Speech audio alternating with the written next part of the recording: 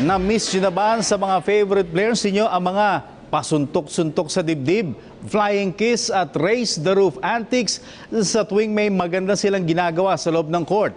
Asahan po natin na muling makita ang mga ganitong kilos sa paborito ninyong PBA players sa pagsisimula ng 44th season ng Liga ngayon darating na linggo.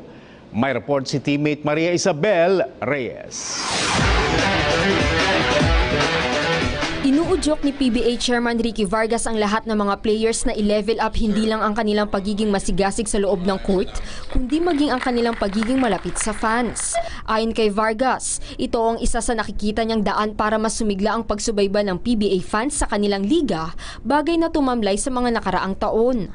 Nais din ni Vargas na ilabas ng mga players ang mga antics na ikakatuwa ng kani-kanilang mga followers at mailabas ang para sa kanya ay larong Pinoy sa PBA.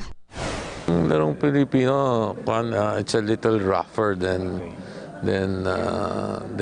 how we play it, di ba? So it's a little tougher, it's faster, it's a lot of movement, di ba? Ito naman ay kinatigan ni PBA Commissioner Willie Marcial na sa tingin niya ay malaki din ang maitutulong sa ikagaganda ng liga simula ngayong season.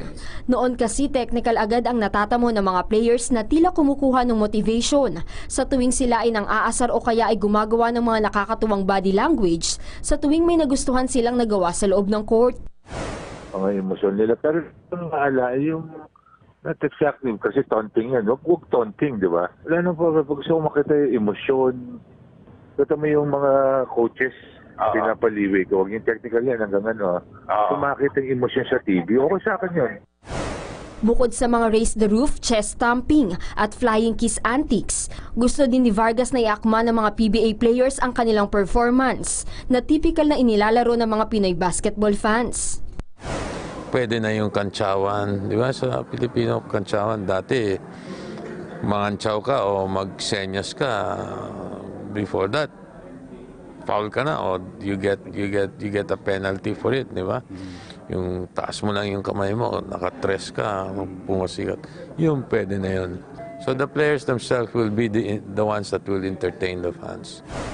Ang susunod na PBA season ay formal na magbubukas ngayong linggo kung saan buena mano ng liga ang bakbakan ng Barangay Ginebra at TNT Katropa na lalaruin sa Philippine Arena, Bocaue, Bulacan.